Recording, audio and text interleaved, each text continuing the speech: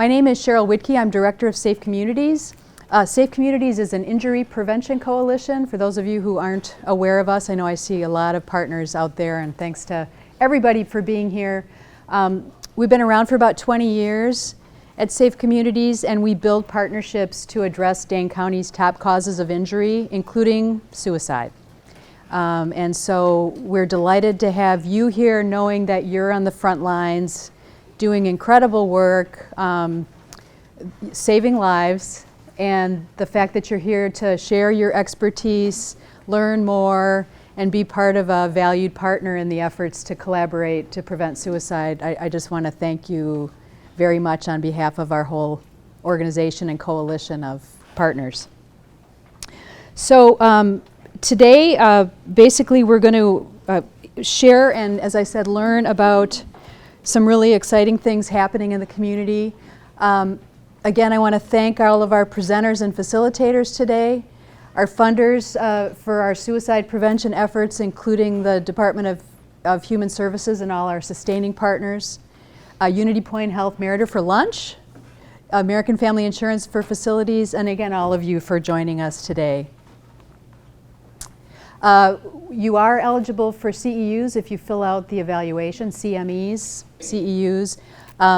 And so on that note, our planning team and presenters have no relevant financial or commercial interests.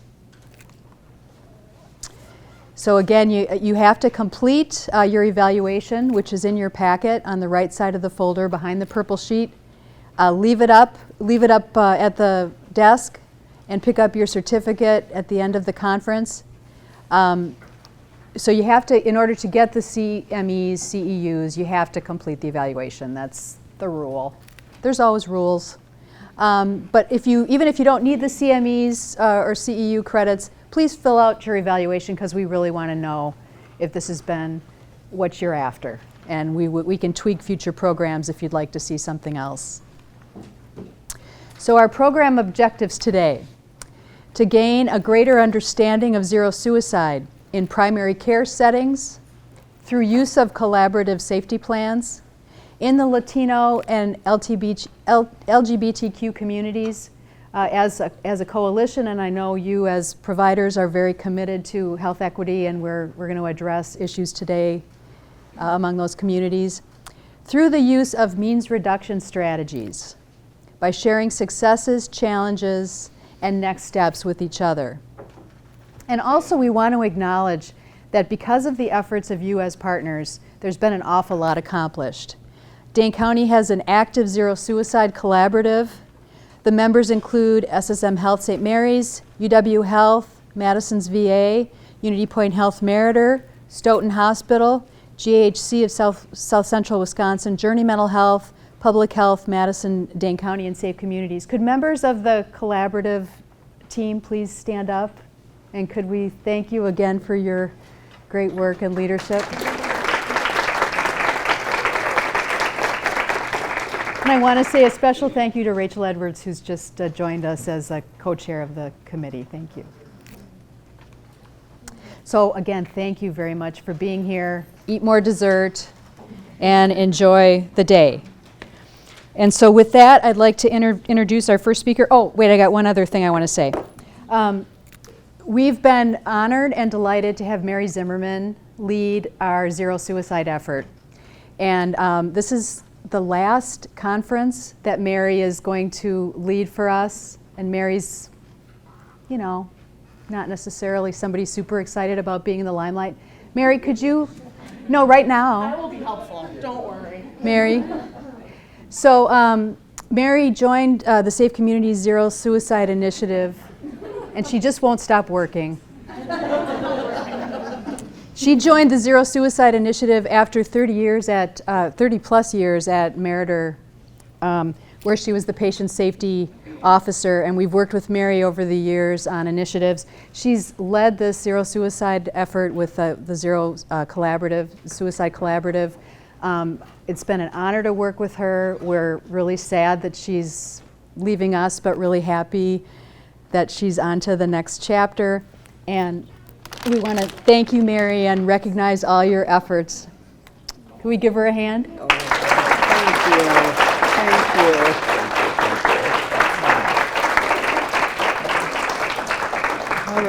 hear from Mary a little bit. How long it'll take You'll be able to keep it alive. Yeah, you'll keep it alive. All of your efforts in life-saving and suicide. Yeah, that's right. Okay, so our first speaker today, presenting suicide in primary care, barriers and opportunities. I'm really honored to introduce Jacob Austin, PsyD, Primary Care Behavioral Health Program Coordinator for Group Health Cooperative at South Central Wisconsin. Jacob has been an important member of the Zero Suicide Collaborative team as a representative of GHC, which is a member-owned nonprofit health plan, which also has 6 primary care clinics. Jacob has shared in our team meetings some of what you'll hear about today, which is the particular opportunities as well as challenges in providing behavioral health care within primary care settings. So thank you so much, Jacob, for being here.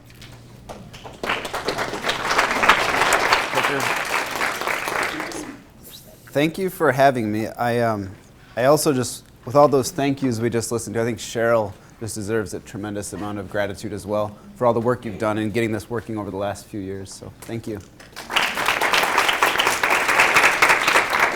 So I'm imagining that most of you have done what I'm about to do before, which is stand up in front of about 60 strangers and talk about something that's kind of complicated and overwhelming and important, high stakes. And in case any of you haven't, let me just kind of tell you something. It's kind of scary. Like, I want to do 3 things to help me get to like a good place to talk about this stuff. And it actually involves all of you. So first of all, I know that when I'm feeling a little bit worked up, I just need to make sure I'm breathing. So let's all just take a couple good breaths together. So wherever you're at in your inhalation, exhalation cycle, just find yourself and breathe in and breathe out. Let's do that actually 2 more times, really exaggerating the exhale. Breathe in,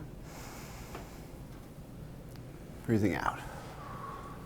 1 more time. So that's the first thing. Helps me just calm my body. Maybe it all helps you kind of get focused too on what we're about to do. The next thing is I kind of want to imagine that I'm not alone up here, but I am. Amanda's going to come up in a few minutes to do part of this presentation, but I know that I'm not alone in what we're talking about here today. So if you were here to figure out how to better prevent a very preventable problem in our society, I want you to stand up. Stand up if you're here to figure out more ways to make a difference. Cool. We're all in this together. Thank you all for being here. You guys can have a seat. You know, get ready, tuck in. We're about to do this. And the last thing I was going to do was just remind myself that I'm surrounded by people that inspire me to work harder each day. So let me introduce myself. My name is Jacob Austin. I work at Group Health Cooperative. I'm a health psychologist by training, but currently my role is in primary care. I work as what's called a behavioral health consultant, and I run that program, which basically is trying to develop one more facet for where mental health is delivered. Will you just raise your hand if that's a new concept to you, primary care behavioral health? We're going to be camping out on that a little bit today, but I want to know who here has practice in a primary care setting with mental health providers integrated? Okay, cool. So about maybe a third of you seem relatively familiar with what I'm going to be sharing. So the title of this presentation isn't exactly how it's evolved. I don't know if any of you have ever done this sort of a presentation where you start with one thing and then you realize it kind of needs to be a little bit different. It probably needs to be preventing suicide in group health cooperatives' primary care setting, because not every primary care setting is going to actually be able to just do it like we're doing it, or nor would they want to, because we have very unique, a unique landscape where we're working. So what we're going to actually talk about is what we've learned over the last 2 years trying to improve how we prevent suicide in our primary care systems. Take what you want from it, apply it to your setting. I brought a boatload of cards with me, and I'm more than happy to be a resource for anyone looking to implement some of these ideas into your setting, okay? Is my mic or the thing working for you? Okay. Where do I point? There we go. So you kind of get the objectives from what I just said. The parts of this conversation is I'm going to talk about primary care behavioral health, what we've learned and some opportunities we've found, some barriers. And because of how GHC works, Amanda's going to talk about what we've learned about engaging our mental health colleagues at Group Health Cooperative as well. Okay? So Group Health Cooperative, what you heard Cheryl say is nonprofit, member-owned health plan providing high-quality healthcare services, primary care, specialty care, 80,000 members, Dane County. Kind of just sounds like one of those things that you don't really read on a brochure. So what this actually means is we're a health plan and a clinic system in one house. Our health plan is world class. Literally, you're going to hear stuff in the news in the next few weeks about some tremendous stuff we've learned about how we've stood out in the state and in the country. The health plan does its job. That's the euphemistic way of saying health insurance. The health plan is doing great. The clinic side is very much connected because we own about 80% of the primary care clinics that our members get serviced at. So what we're trying to always do is provide world-class primary care. What we believe is if we can do more in primary care, we can do three things that are a little bit, I don't know, be skeptical all you want, but it makes our patients happier because it makes them healthier and it saves us money. If our patients are healthy and happy, they're not getting as sick and they're not losing time from work, and then we sell our plan to employer groups who then have happier, healthier employees. That's kind of the business model. The way this looks is we have 4 main clinics. The main one is downtown, and then we have 3 kind of bigger ones around the city. Recently, with the historic flooding, one of those is currently offline, but we also have a clinic in DeForest and at Madison College. Patient-centered medical home is a designation a primary care clinic can get if they have met these standards of care that we really believe improves the overall, it hits the trifecta, the triple aim. Patients are healthier, the outcomes are better, lower cost, and whatever the third one is. Either way, patient-centered medical home, 3 levels. We are now level 3, which makes us the only one in Dane County, which means we have these team-based care. So you have your provider and then you have people on their team. And our teams include integrative services like consulting pharmacy and primary care behavioral health. So there is a pharmacist sitting on your primary care provider's team who can talk to you about medication questions you have. Furthermore, what we've done is we've taken licensed mental health professionals, we've situated them on the team too. So that's kind of this idea that it's like one-stop shopping, do more in one place. We also have found over the years that it makes sense to own PT, OT, dermatology, mental health. In the late 70s, they realized that if you refer someone to mental health, let's be honest, 20% chance they're going to go. Maybe if we have it in the same building, that percentage will go up. And it goes up a bit, but not that much. It's kind of like the distance between skyscrapers or tall buildings in a city. It can only be 4 feet, but making that leap is still terrifying for a lot of people. So what we've done is we've said, let's close that gap even more and put mental health in primary care. So when a person comes in for any number of issues that respond to behavioral interventions, they'll get care.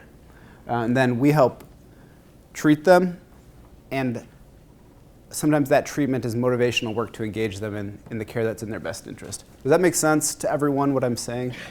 I also don't have a good sense of the time frame for this with our adjusted schedule. So if you can just give me like a 15-minute warning, then Amanda and I can switch out. Okay.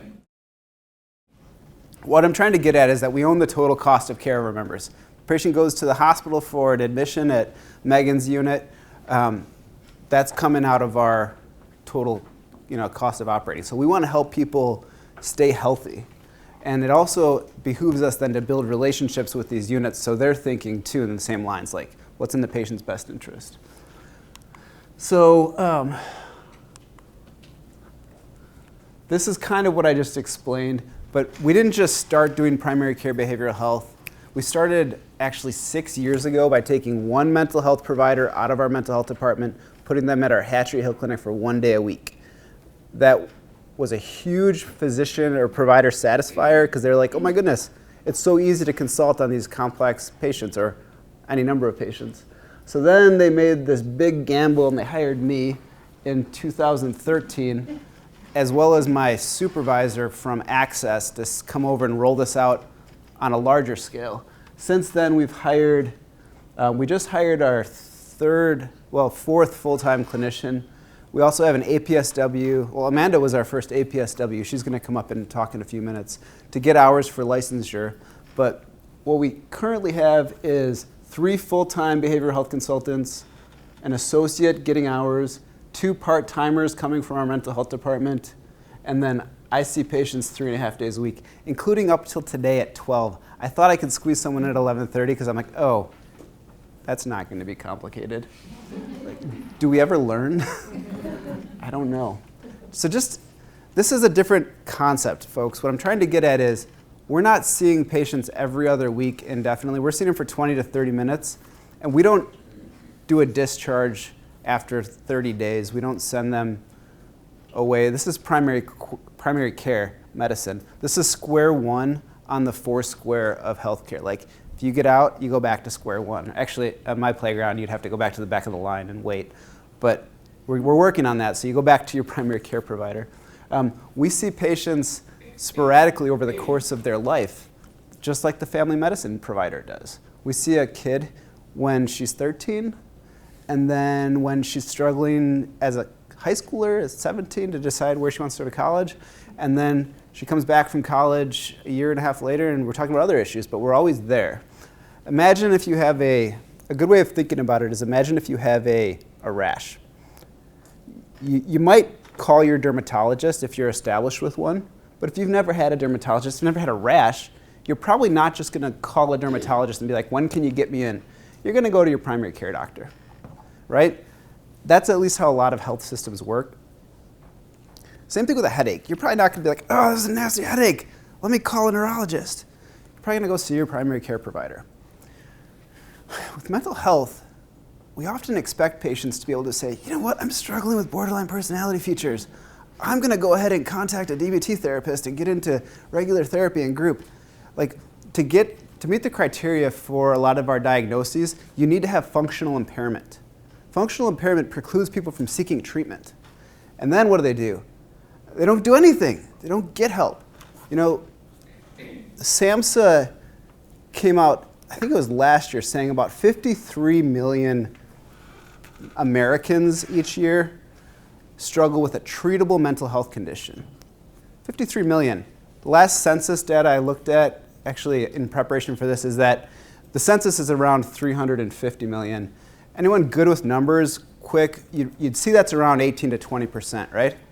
As a health plan, what percent of your membership should be getting mental health care if about 20% of the general population has treatable mental health conditions? Should probably be around 18 to 20%. On average across the nation, you look at Anthem, Blue Cross Blue Shield, we're talking like 8%. If we had that with our diabetic patients, we'd want every one of them to be seeing a diabetic nurse educator. But instead, with mental health, we're like, oh, we'll just see if they show up. So there's a story I like to tell. Has anyone ever heard of the old bank robber? I think his name was Willie Loman. It's kind of a famous guy. He would rob banks, and he kind of sucked at it. Like, he kept getting arrested and sent to jail. He'd get out, rob a bank, get arrested, go to jail. And this is like in the 20s. And I think he wrote a book about it, too. But one time a reporter asked him, like, hey, Willie, why do you keep robbing jails? You kind of stink at it. And he's like, because that's where they keep the money. And I like that story in terms of primary care mental health services. Because, folks, this is where the patients are. Let me put it simply. Oh, sensitive clicker, sorry. Most patients who experience suicidal thinking do not see a therapist. I could put a whole bunch of references after that, but we know from our zero suicide work that's true. These aren't our patients who are established in therapy who are suddenly just escalating. Those are the patients who are probably the safest. Most patients who do attempt suicide were seen in primary care in the past year. I think the number is like around 80%. Like, this is where the money is, folks. And I'm not saying money in terms of like health plan and all that stuff, but for us it kind of is. The better care we can provide for our patients in primary care, the less likely they're going to actually, the healthier they can get, the cheaper they're going to be to insure. So that's kind of our impetus coming into this collaborative. We're a little bit of an outlier in the collaborative because most of the other partners have a strong interest in either the emergency department or inpatient psychiatric care. So we've been able to work together as a collaborative though and kind of, learn from each other and have common grounds in a lot of areas. Let me just back up. This slide will be available to everyone afterwards. If you're interested in more about the differences between behavioral health consultations and specialty mental health therapy, these are some of the main ones. I see patients in the exam room. I don't recognize any of you, but I think my selective amnesia really helps in this job because Madison's kind of a small town. But we see patients for prevention and early intervention, and often not when they're coming seeking mental health care, when they're doing their annual physical, when they're coming in because they couldn't go to work today and they need a doctor's note, and part of it is because they're not sleeping well. And so I get to see them for sleep consultations or for diet. Has anyone heard the terrible phrase yet, diapression? It's diabetes and depression. It's like we know that if we can manage depression better in our diabetic patients, their diabetes costs extremely less to cover. So 20 to 30 minutes, not rigid. Warm handoffs are the norm. We come in and about half of our schedule is open, and so we get to meet a lot of new people every day. The main customer is the primary care provider. So my provider comes to me and says, can you help me address this consultation question? Rather than in a therapy relationship, it's the therapy client dyad that is more central. We're more of a team, so I'm part of a group. I support multiple PCPs at Capital Clinic. If any of you get your care there, there's some days 18 different providers in the clinic. So we'll go from a kid who's scared of those damn automatic flush toilets. I'm serious, like these little 4-year-olds, they get terrified of them and they get constipated, and then mom gives them emotional comfort food of like string cheese and whole milk. And it's like the cycle continues. Sorry if that's too close to home for anyone in here. It's a real thing. But then we'll jump and see someone whose husband is here reluctantly for being a little forgetful and having signs of dementia. And then we'll jump and see someone who's having their first psychotic episode even though they just started college and like they've been smoking marijuana since they were 16. And then it'll be a patient who's just got diagnosed with diabetes and they're scared. And it's very much broader in terms of presentations, and a lot of it's early intervention or catching people who might not otherwise seek treatment. I think we're good for time. All right. Let me just kind of jump ahead a little bit to talk about what we've done with zero suicide, some of the opportunities that we've found through this literature. So early on when I started, way back in 2013 or 12 or whatever, I should start saying like 12. The culture, even though I'm like uber progressive at GHC, this is like we're so forward thinking, a lot of the providers were still like, oh, that's depression medication? I don't do that. They need to go see mental health therapy. And so I'd be like, well, can we at least screen them with this depression screener? And they'd be like, whoa, what if it comes out positive? And I'm like, that's why I'm here. And they're like, okay, how's this gonna work? It was an uphill battle. Think of Sisyphus with that boulder. Not really, I'm not that dramatic. But like, it was actually like a culture change, even back then when we started trying to screen for depression. Nowadays, it's a common metric by which a lot of clinics are evaluated. How many patients are you screening for depression? Zero Suicide has a great framework for thinking about this, and We're actually just trying to take a lot of zero suicides concepts and apply it to primary care. So what they encouraged me to think is, oh, we can do much better. We can screen using the PHQ-2 to then trigger targeted PHQ-9s. And I'm sorry, PHQ stands for Patient Health Questionnaire. If you're not familiar with it, it's free. The Patient Health Questionnaire has been translated into well over 50 languages. And it's a sturdy little tool. The skeptic in me is like, well, it was developed by the pharmaceutical companies to help to promote prescribing medications. It can be used for that, but it also is a great metric for monitoring improvement over time. So what we found was a great opportunity to enhance our screening in primary care. The pushback that we've had, though, is more coming from us now. Amanda, Jen, some of the other BHCs where we're like, can we handle the volume that we might be generating? And I think the answer we're willing to say is yes. So here's where we're at in the process. We have taken our Epic developers and worked with a really well-functioning committee to develop a smart screening process that tells the rooming staff, we call them CTSs, the CMAs, that tells them when to offer the PHQ-2 based on a number of different criteria. Some patients will automatically be asked to be given the PHQ-9, and then that triggers actually just business as usual in terms of workflows. The provider discretion helps determine what to do with that information. Our presence in the clinic, our availability then guides care. So we've developed this process, and I'm going to explain to you for a few minutes this development, and then talk about some of our next steps. So we're still early on in this, and I'm in the process right now of actually spreading this message throughout our clinics. I'll talk just a little bit about this at the end too. While we can't necessarily, just because a person screens positive on the PHQ-9, we can't like force them into treatment. What we're also doing is developing a system to monitor those patients who screen positive, who then did nothing else. So I'll talk about that briefly as well.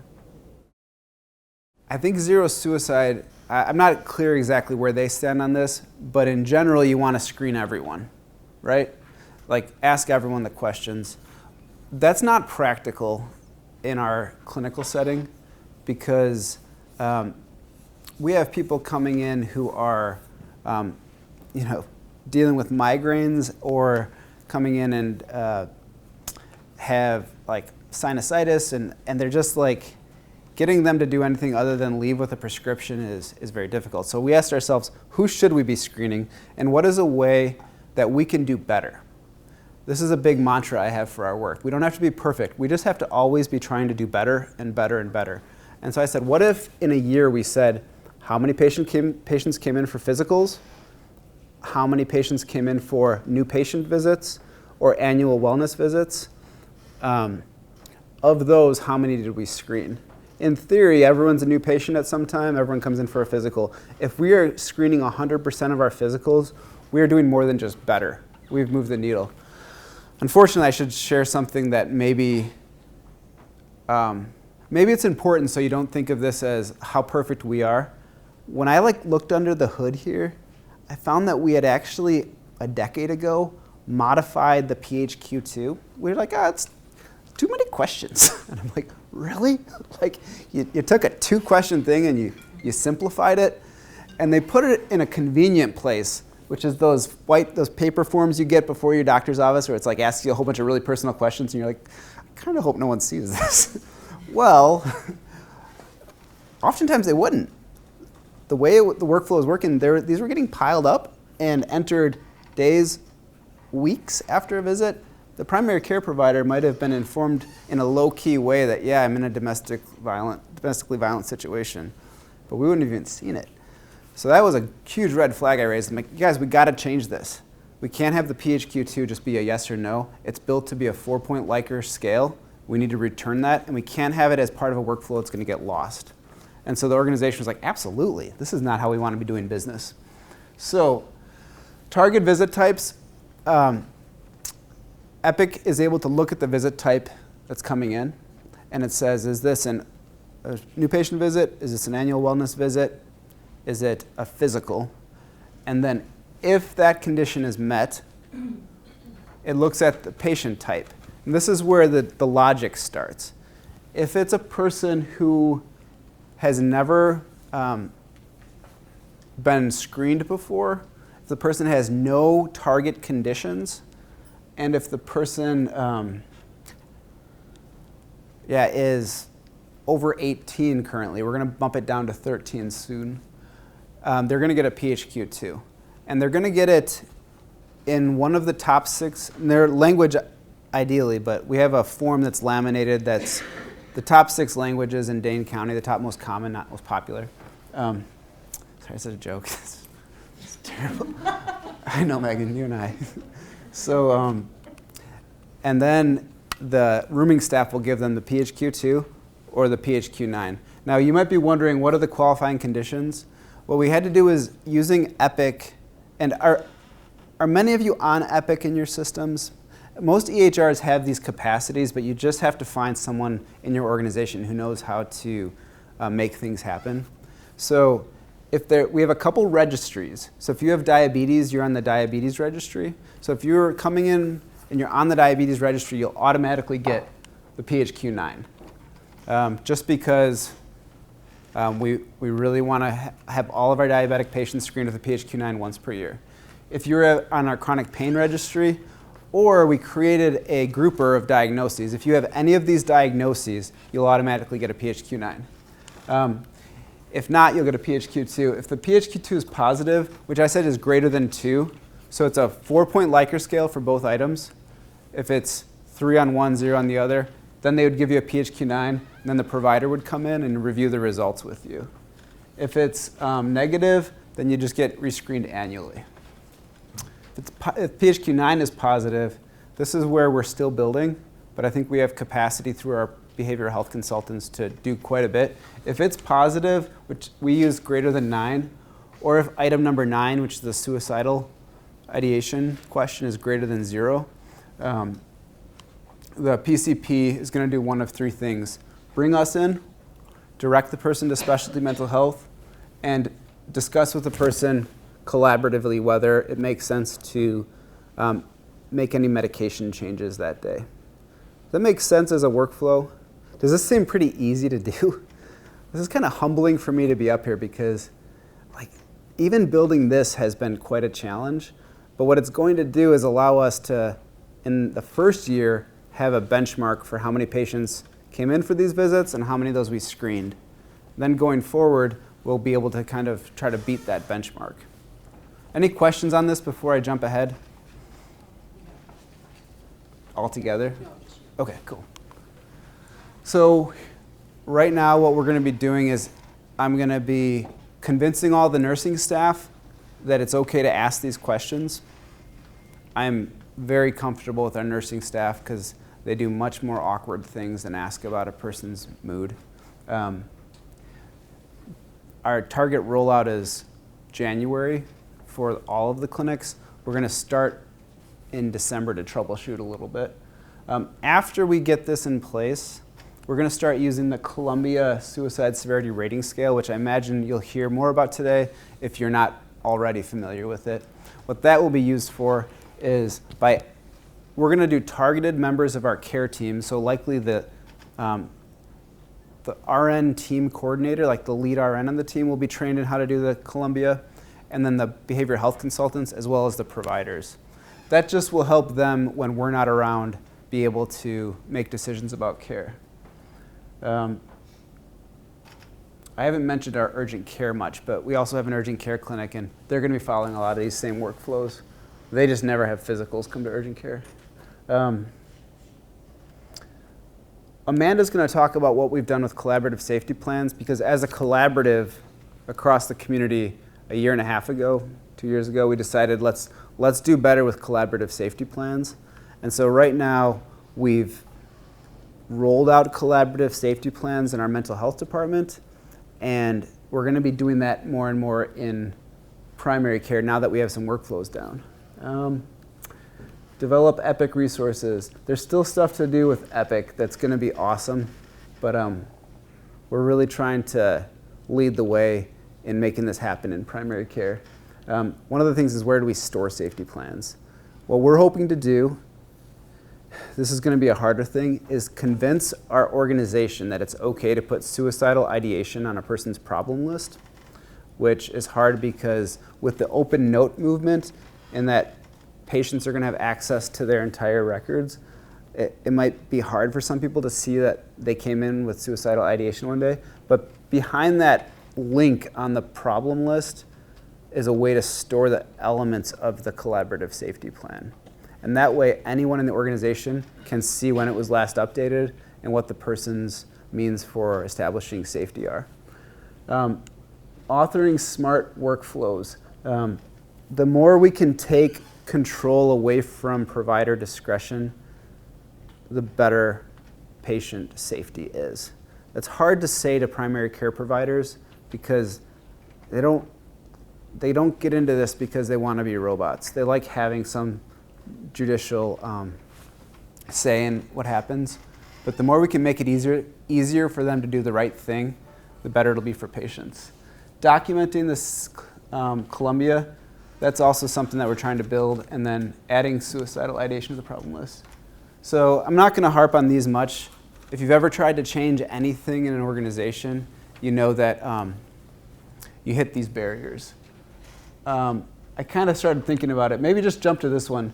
These are some of the common challenges. New initiative amnesia. I made that up, but it's like, I've talked to these people. They've been on the calls. They've been on the table with me, and then they're like, now what is it we're doing again? And I'm like, zero suicide? Yeah, why? I'm like, ah. So reminding people. The way it works is you roll out this new idea, 80% of the people who need to know are in the room. 6 months later, 20% of those people have left to go to a different job, and 20% new people are in the room. So you're down to like 40 or 25. And then they get asked to do a dozen different things, some of which are hard asks and some are soft asks. And if you don't know what those are, you're lying to yourself because you don't actually have to do everything that you're asked to do in life. Role responsibility atrophy, which is like, oh, I can't do that. It's like they thought they could, but then they can't. Then the urgency entropy. It's like, this is super important.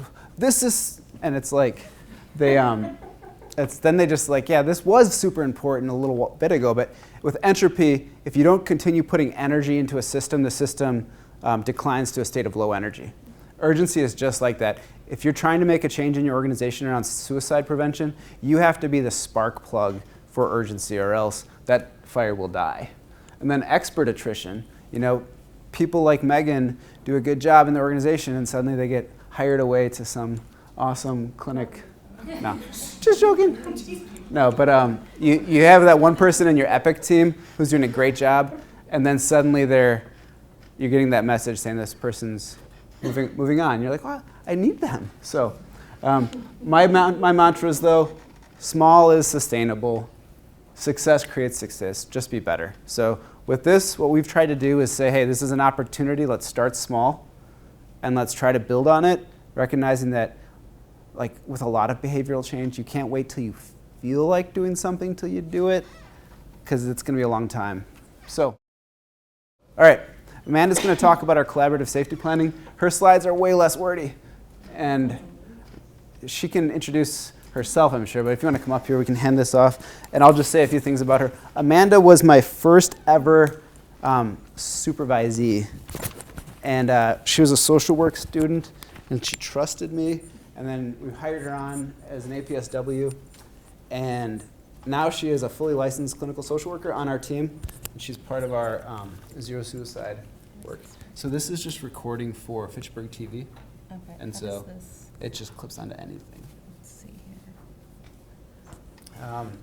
Any questions while she's getting set up before I hand off? Like I said, I'm going to be running a breakout group on this stuff in a little bit too, so we can talk more. Yeah. Just a question in regards to your, if you're having your primary care providers prescribe medications, are you offering something like care management to follow up on those patients to confirm that they're responding well? Thanks. So typically we want them to see their primary care provider within 4 to 6 weeks. We'll often see them in the meantime, because while patients don't register change often for 4 to 6 weeks, I'm wanting to see things get started moving. So we're often part of that. There are patients that aren't around or that don't come back, and so we've got a report that we run on all positive PHQs in the last quarter, and then our current behavioral health associate during downtime in the clinic, she'll look over that report and see who's been connected and who hasn't. Those who've been connected, she removes from the list. And so, yeah, it's just a workflow that we're developing as well to make sure that people aren't getting lost. A lot of medications do start in primary care though, and I got a lot of opinions on that. So I'll let Amanda go though for now. Okay. Thanks, everyone. All right, well, thank you for having me. As Jake mentioned, my name is Amanda Slaughter, licensed clinical social worker. I'm part of the primary care behavioral health team.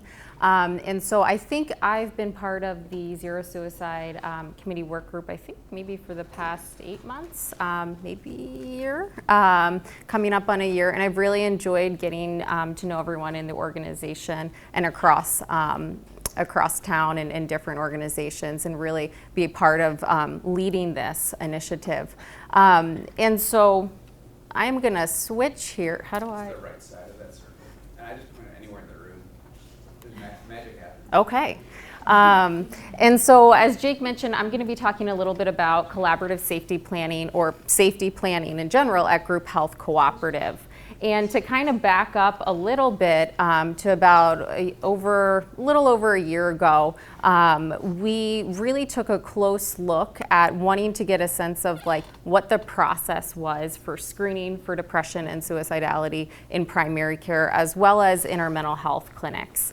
And as Jake mentioned, what we learned was that there wasn't a formal process for the screening, as well as for safety planning. And so after verbal conversations with staff, trying to get a sense of what do you do around safety planning, we found out that safety planning was being done, so that's awesome, and it looked different from clinician to clinician. So it may have been verbal, safety plans, written, or different versions. And so that was really an indication for us that it really made sense to use the collaborative safety plan and incorporate that into our setting, so that there was a standard format for safety planning. All right. So in terms of implementing the collaborative safety plan, we really thought it made the most sense to start with specialty mental health, given that we thought that they would be the most motivated to do so, and we would get the most buy-in.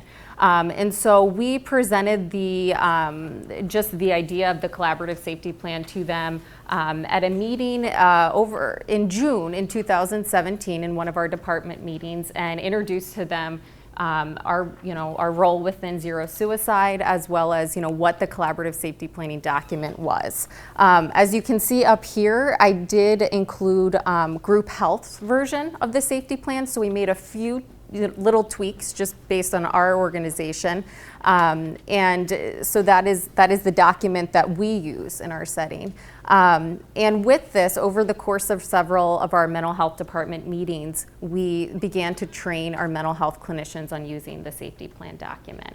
And I believe we trained the clinicians. We didn't expect the prescribers or the psychiatrists to be using this. So it was mainly the therapists that would be doing individual therapy. This also included our primary care behavioral health specialists as well. And then in terms of the the process for auditing the safety plan, we were really wanting to make sure there was a system for how the safety plans would be audited, because that's a really important part.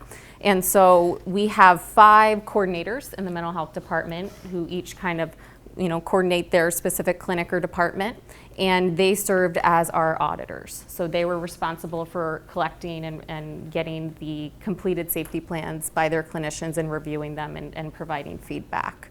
Along with this implementation, we realized quickly that, we need to store this somewhere, and how are we going to do it?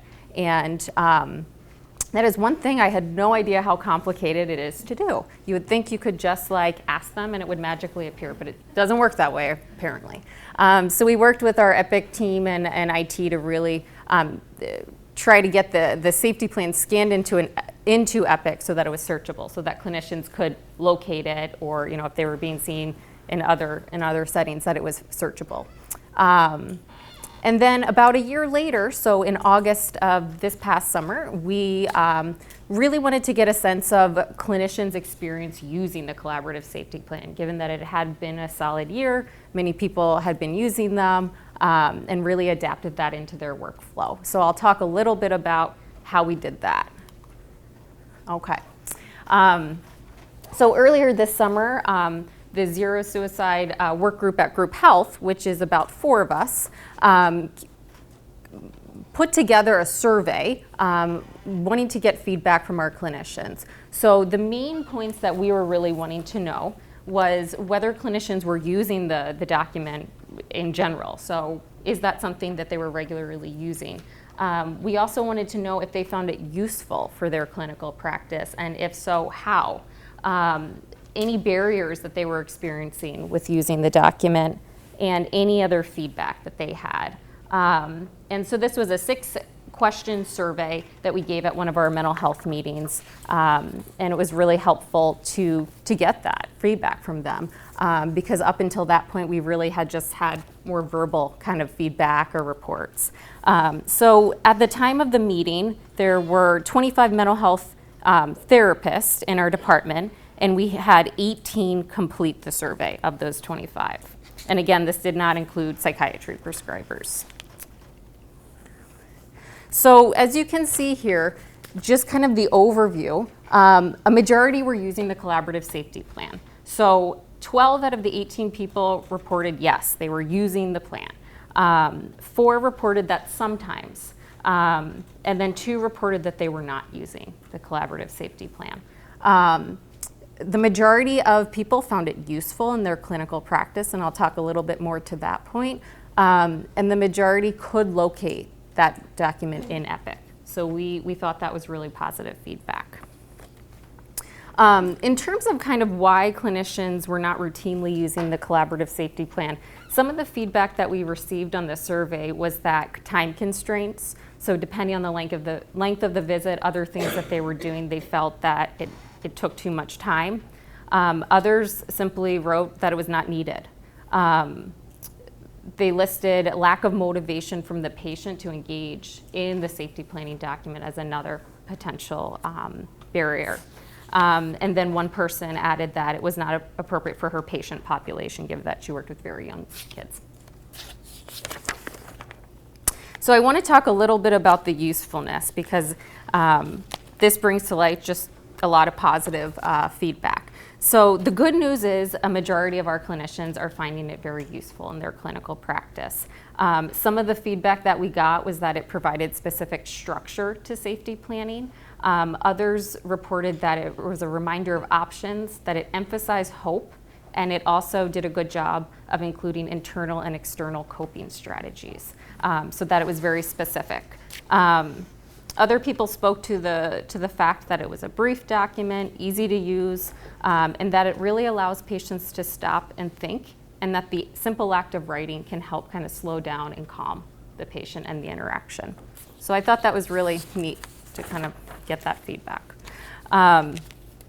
Kind of talking a little bit more to the last point. So while many people could locate the collaborative safety plan in Epic, depending on whether or not clinicians had done a collaborative safety plan with a patient, if they hadn't done it, a lot of them said they hadn't looked to be able to find it. So there was not a reason for them to go in and look if they hadn't completed one with a patient. So I think that it was just helpful to get a sense of, most people could find it, but I think it's still a work in progress. And if we could have it in a more easily found place, that would be great.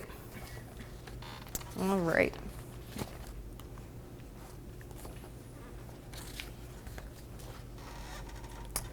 So as you can see, I included some additional feedback that we got from our clinicians just in general about the collaborative safety plan. You know, again, going back to some of the time constraints, some found it a lengthy document, that it didn't specifically address AODA, didn't specify follow-up time frame for appointments, and you can see some of the other kind of more, I guess, constructive feedback to kind of be thinking of. So this was helpful for us to just kind of get a sense of. So key takeaways. As Jake mentioned before around this process, you know, in our organization, we certainly did discover a few challenges. One being kind of the buy-in from not only our mental health department, but from our entire organization. Time, so it takes time and planning and thoughtfulness to put together trainings and get staff all together, and also takes away from like the clinic day, and you have to block people's schedules, so it is kind of a big ask and big effort. And then intentional planning for training staff, you know, to that point. Some of the opportunities and areas that we're really excited to continue working on is continuing to build, you know, group health's committee around zero suicide. So it's been 4 people for the last few years, I think, at least the last year, 4 of us, but hoping to get more kind of, you know, group members in that, so that we have a bigger, you know, audience, and that we can take that back to the clinic. So more buy-in from the organization. We also are hopeful and looking forward to training nursing staff for doing some of the depression and suicidality screening, and using the collaborative safety plan in their workflows. And then to the last point, you know, we're hoping to build the collaborative safety plan into Epic so that it's more easy to locate. And again, this would kind of simplify the workflow, and Jake talked to, you know, adding it to the members problem list so it's easy to find. And then kind of lastly, I want to share with you guys one quote of feedback from one of our clinicians, just speaking to how the safety plan, the collaborative safety plan document, has added to their clinical practice. So this individual shared, "It definitely has helped me feel less anxious about patient safety when not directly in my care. It has helped me feel emotionally closer to patients rather than be driven by anxiety about verbal safety plans or not fully developed ones. It's also been great that the plan involves people in the patient's life, manage it, and to help manage it more in a collaborative way." So I thought that was just a really nice indication of how much this is also working to not only improve the patient's experience of safety, but working with the clinicians around them feeling kind of more confident and competent in their skills. So that is all I have. I hope you guys enjoyed it. Yeah, go ahead. What is your threshold for making a safety plan with a patient? Is it any patient who endorses SI? Is it intermediate level? Yeah. What are you looking for there? So that's a good question. So this has actually come up a little bit in some of the feedback around needing a little bit clearer guidelines of when to incorporate the collaborative safety plan. And so up until this point, you know, I think for us, anytime a person endorses a positive report on item 9A, which is the question that asks about thoughts of wanting to harm yourself, then we are certainly doing more screening. I think with us incorporating the Columbia, that's going to help us even more in terms of teasing that out. But certainly anytime a person is reporting thoughts of self-harm, then we're going to be doing more questions. I think we've been doing it more so, and Jake, correct me if I'm wrong, around, you know, patients with more active suicidal ideation. And clinician discretion. And so some people will do safety plans maybe more often than not, but again, there is safety planning occurring. I think what we're still trying to maybe nail down is at what point is the collaborative safety plan a requirement that we use, so. So just because we're marching on time-wise, so there's going to be breakout sessions, and Jacob and Amanda are going to be leading one of these sessions. So, you know, file away those questions, and then we'll get back together and have an opportunity to have more in-depth discussion. So let's give them a hand, okay?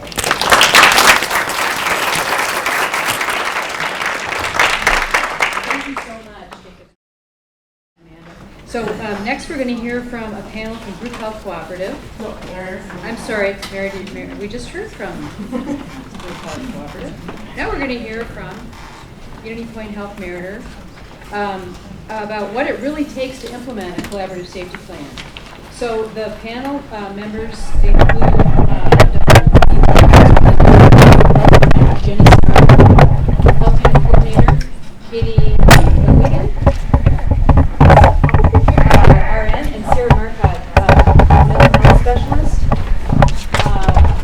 We're really pleased to have this team give us a personal view of how they work with patients to develop high quality and meaningful collaborative safety plans. I think we will see how sometimes it goes extremely well, and sometimes how there are very specific challenges that need to be addressed. And the panel will be introduced by Megan Henderson, who's a clinical program supervisor for adult psychiatry program at UW Health Meritor, Unity Point Health Meritor. And I want to again point out that we will have a panel, so there'll be breakout sessions after all of our panels. So there'll be opportunities to really dig in more with each of these groups about their issues that they're talking about. Those are listed on their agenda. But I think, hearing from you guys is going to be awesome, and I thank you for your time.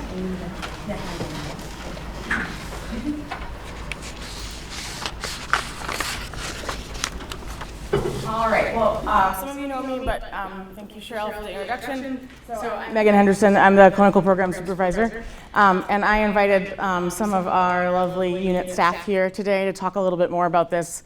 I'm often in a situation where I'm reporting on a lot of the audits from our collaborative safety plans, both at our Meritor-specific work group as well as our collaborative. And I won't lie, like, we're usually pretty good on adult psych at staying compliant, and everyone's like giving me pat on the backs, and I'm like, no, I don't. It's them. Like, they're the ones who get this done. And so I really wanted to bring folks who are actually doing the work on a daily basis. This is part of their daily workflow, their hourly workflow at times. And so I'm really appreciative of their willingness to be in the spotlight for a minute with me. Just a little bit of a backup. Most of you all know this information, but we will just do a brief review. In 2015, Unity Point Health Meritor was approached by Safe Communities Dane County to really be partners in the Zero Suicide Initiative. And so a bunch of us went to an academy, a Zero Suicide Academy. Has anyone else been to the Zero Suicide Academy? Oh yeah, there's a hand. Yeah, it's a fun academy. I'm actually now, with Mary leaving, the only one left of that initial team. So the attrition is for real, but Jake scared folks in joking that I was leaving. I'm not leaving, staying at Meritor. Thank you for that, for scaring all my colleagues. So, when we were really looking at Zero Suicide, it's a huge initiative, right? There's lots of different ways it can go. There's lots of different niches that your own organization can find within it. We really set forth sort of 4 initiatives within this, 4 plans of how we were going to adopt Zero Suicide at our hospital and eventually all of our clinics as well. This was a universal screening of the Columbia Suicide Severity Rating Scale, which is in place in our whole hospital, whether it be a behavioral health floor or a medical floor. We're working on the rollout of this to the clinics now that we have a lovely behavioral health consultant team, of which we have some representatives here today. We looked at the collaborative safety plan, and so one of my main successes of being a part of this collaborative is the same model of safety plan is used at every one of the organizations that is in the collaborative. With some minor tweaks, of course, which is amazing. So, patients who are touching multiple systems are getting a really consistent message and really getting consistent care with this, which is so crucial. We also really looked at means restriction being one of the main things we're addressing on the collaborative safety plan, or a vital piece of it. I'm not going to harp on that because I actually get to talk to y'all a little bit after our break more about means restriction. And then a follow-up phone call. But I've highlighted the 2 that we're going to be diving in a bit more today. So when we're thinking about making it happen, Jenny Starr, our health unit coordinator, and I joke a lot about, we need to have more people who are willing to say not it. Like, oh, not it, and put your hand on the note, right? There's a lot of that happens because I think in healthcare, more and more gets added to our task list, right? oh, this new initiative happens, there's not a new position created for this new initiative, so it gets added to someone's task list. I used to think that was like unique for social workers. It's not. It turns out, like I think like I'm gonna be a social worker for a minute and say like, yeah, I think it happens to us a lot, but it also happens to nurses. If the word specialist or associate is after the name of whatever it is, it's also added to your task list. So it's pretty universal that we're asking folks to do more with less, and I think that's obviously sort of the nature of healthcare. So it was really about kind of turning and framing this of this is not an additional task, it's a different way of doing our work.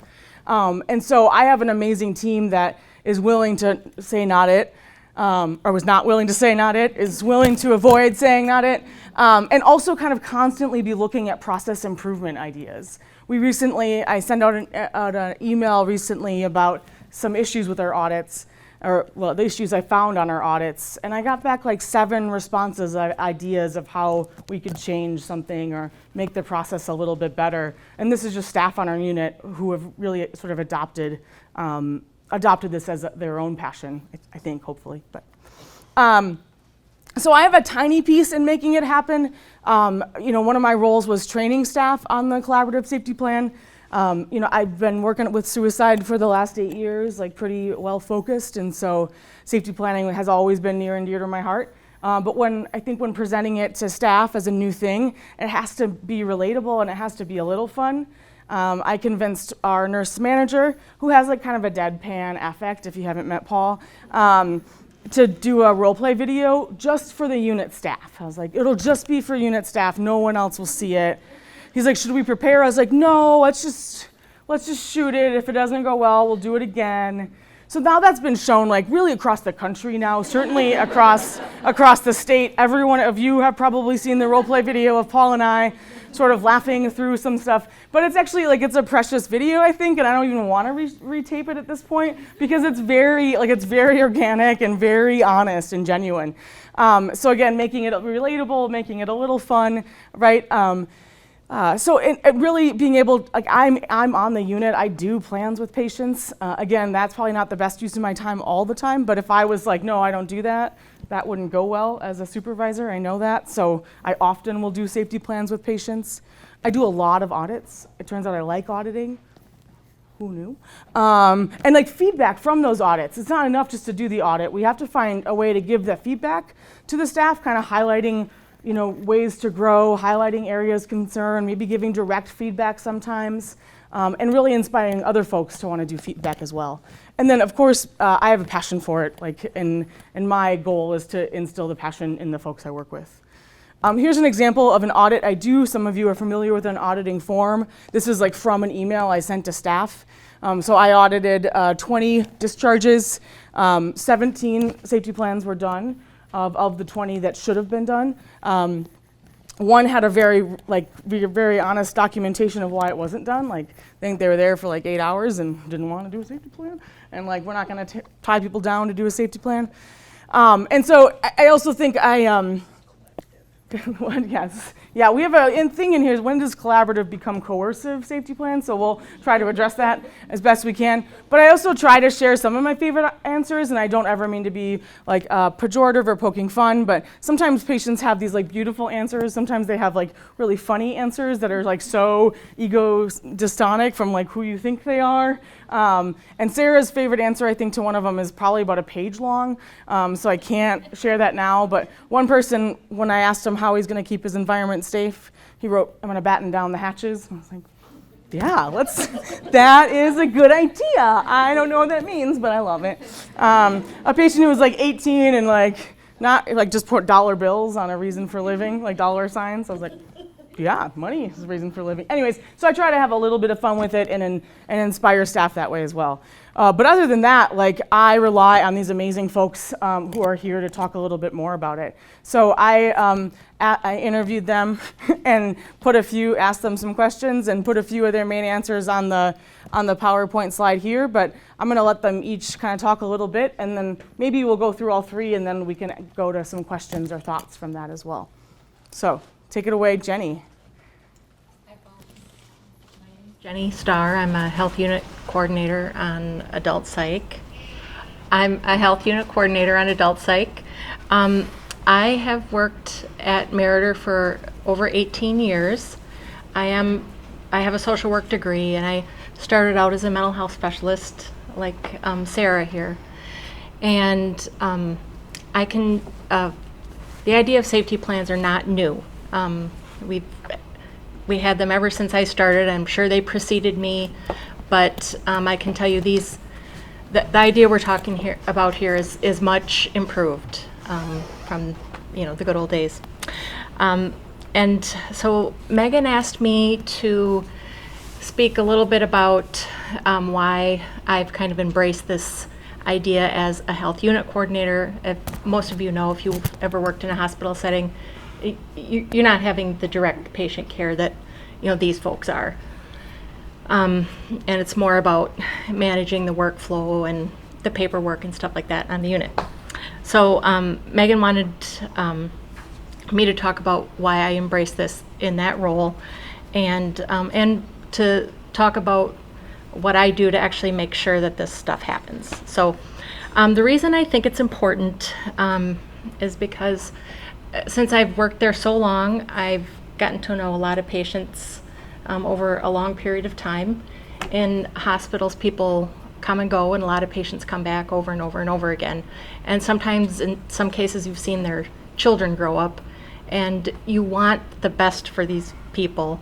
You want them to be the best parents they can be. You want them to live the best life they can live. So I see this as a real improvement, and I see it as an important piece of the puzzle to functioning successfully outside of the hospital. Also, from a maybe a little more selfish point of view, if the discharge process is rushed or chaotic, I feel that because I'm a big part of the discharge process. So I asked myself, what can I do as a HUC? I'm not actually working with the patient. What can I do to help this process happen? And so I started just communicating with my coworkers, hey, Julie's discharging on Monday, and maybe it's Saturday. Do you think you could get some time to work on the safety plan with her? And you can imagine sometimes people are like, oh yeah, great. Or sometimes it's a matter of, well, I really am not going to have time to do that today. And so maybe I'll mention it again on Sunday. And sometimes it's a matter of challenging kind of, if you've ever worked in a hospital, you know that each shift thinks that they are the busiest shift. So it's a matter of kind of challenging that idea that, hey, the next shift might not be able to get to it. So if you have time now, it'd be great if you did that. And sometimes I'll write something on the communication board. Hey, weekenders, we have a lot of discharges on Monday. See what you can do to get discharge plans done with folks. And then I think the other reason Megan wanted me to speak in my role is just that even though I'm not doing the direct work with the patient, if you're creative and you're thoughtful about it, you might be able to find another way to kind of move the process forward, even if that's, even if you have a slightly different role. So. Jenny kind of made it seem like I'm coercing her to be up here. This was actually a collaborative effort, and getting to say, and yeah, I think Jenny, I wrote she's a social worker at heart. She's certainly a social worker too, but I think we are so blessed to have a health unit coordinator who really sees this as part of her job as well. So this idea of this is kind of clinical work, this is part of the patient's process, and Jenny sees that as her job as well. And so I think that obviously really sets a tone if you have someone in that kind of role being like, nope, this is part of our work here. We do this. So it's been instrumental in helping us be successful. So thank you, Jenny. Next, we have Katie. Hi everyone, my name's Katie. I'm one of the nurses on adult psych at Meritor. And ultimately, my primary role in collaborative safety planning is meeting with patients and working on them and getting them ready for discharge and completing that piece of it. Kind of a secondary role I have is through my position as the unit chairperson of shared governance. So at Meritor, every year, all of the units around the hospital, different disciplines even get involved, put together different poster presentations that talk about what their clinical project for that year was. And so for the last 3 years now, adult psych's focus has been based around different aspects of completing collaborative safety plans. So our first year, we talked about just kind of an introductory poster because it was kind of a newer concept for other places in the hospital. And like Jenny mentioned, it was a new version of something we had been doing. The second year, we kind of talked more about barriers that we were finding, things that we could problem solve around, some things that we couldn't, and trying to make them as meaningful, get our best audit results as possible, because ultimately, again, as Jenny said, we're sending people out with this as kind of their lifeline if they do get to a point of crisis, that they have their resources in one spot. And so we wanted to make them as meaningful for them as we could.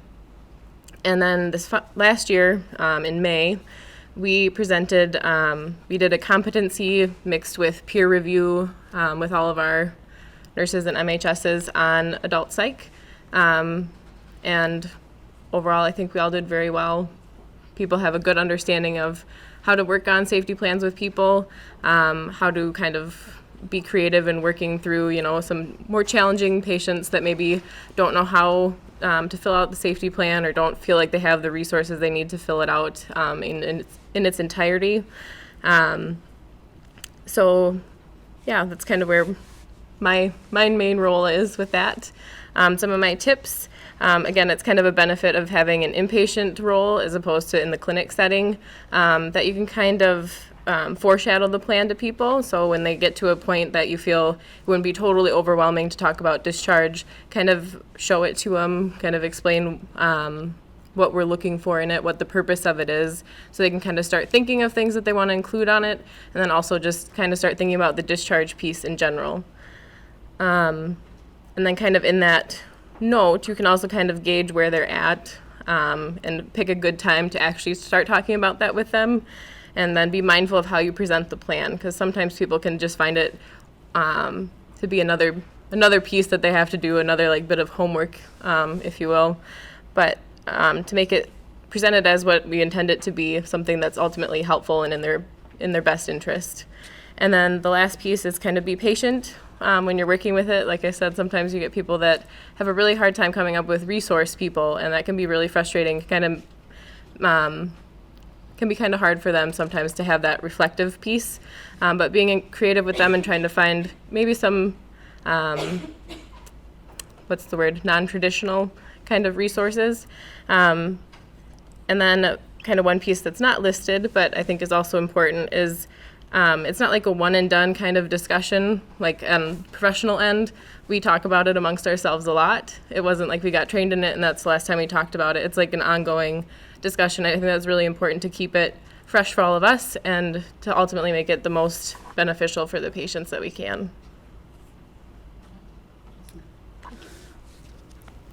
Sarah. Right. Hi, my name's Sarah. I'm a mental health specialist, which we're kind of like part of the nursing team. We don't do meds. We share patients with nurses and meet with them on a daily basis, and also help complete safety plans.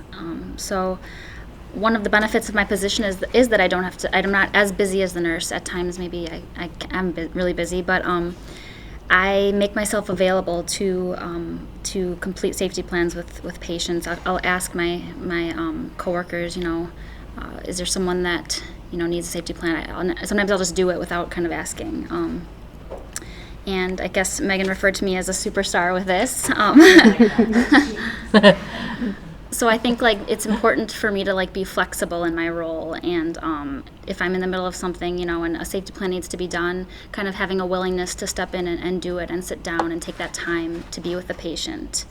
And Katie kind of mentioned the presentation, how you present it to a patient, I believe is very important, and kind of outlining it like Katie had said, and not having to complete it all at once, but maybe coming back to it in a couple hours, having them kind of think about it a little bit is helpful. And then having kind of I like to have a genuine concern about what they're saying and ask follow-up questions and kind of brainstorm with them and just see it as more of an experience rather than a another step in the discharge process. So that's kind of my role.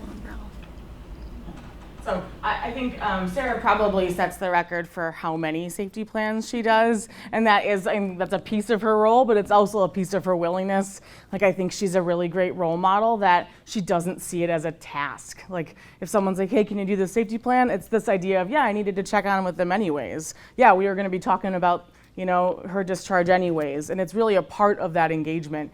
And I think, again, I'm very lucky that staff work on our unit who really accepted that and kind of didn't see it as lip service when I really tried to emphasize this isn't an additional thing. It's operationalizing some of the work that you already do. We already talk about supports. We already talk about coping skills and warning signs. Like, that's part of inpatient work, both in assessment, interventions, and planning for discharge. Whereas this is kind of really bringing it together in a formal document to best be helpful for patients after discharge.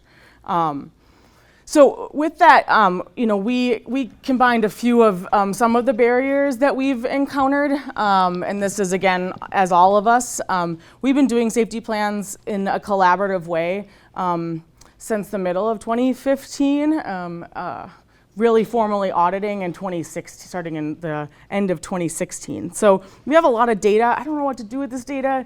Every time I see Jacob, we're like, yeah, we're gonna write that paper. And then a week goes by and a month goes by. Yeah, we're going to write that paper. He's nodding to me now. We're going to write the paper. So we have a lot of data, and really impressive data because no one has let it fall from their radar. But some of the things that we've run into are this idea of a coercive versus a collaborative plan.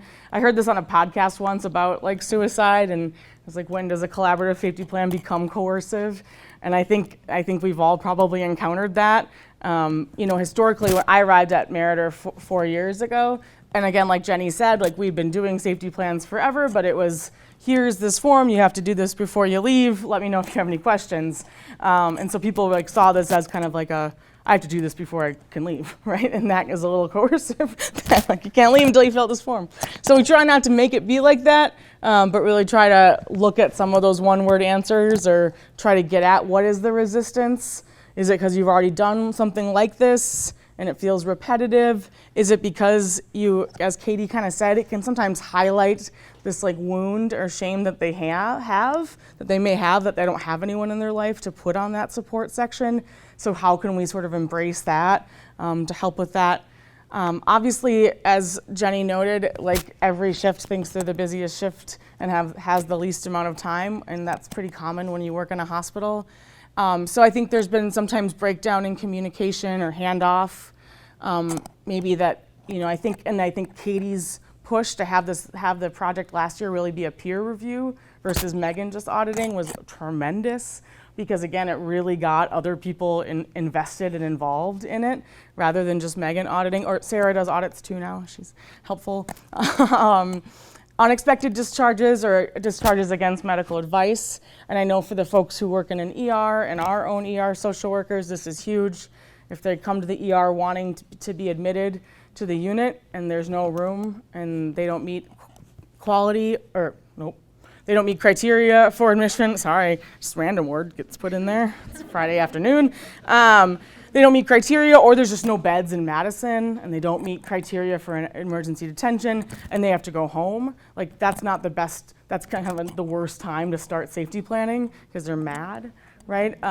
So Heather Hagen, who's the supervisor in the emergency room, has really worked with social workers to kind of think about safety planning from the beginning. You're collecting some of that data as you're doing an assessment even, right? Language barriers without a translator present. We always had a version of the safety plan, our old one in Spanish. We now also have our new one in Spanish, but we don't have it translated into other languages. We usually rely on a translator, which we usually have access to, but if it's on a weekend, we just might have the language line.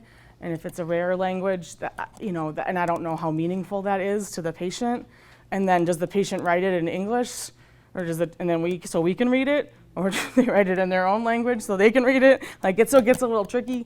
And then technology, right? We do have the capability to scan them in and find them.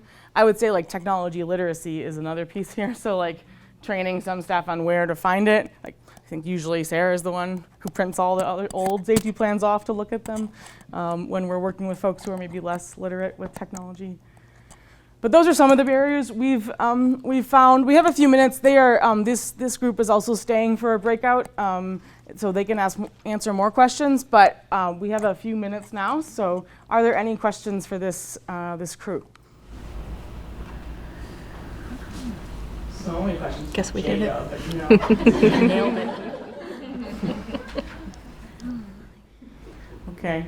Well, I really appreciate these folks' willingness to come out, and all your hard work. Like, you are what makes this successful. So thank you so much.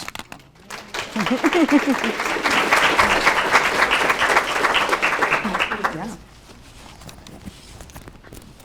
Don't y'all wish that Megan had more energy? God, so boring.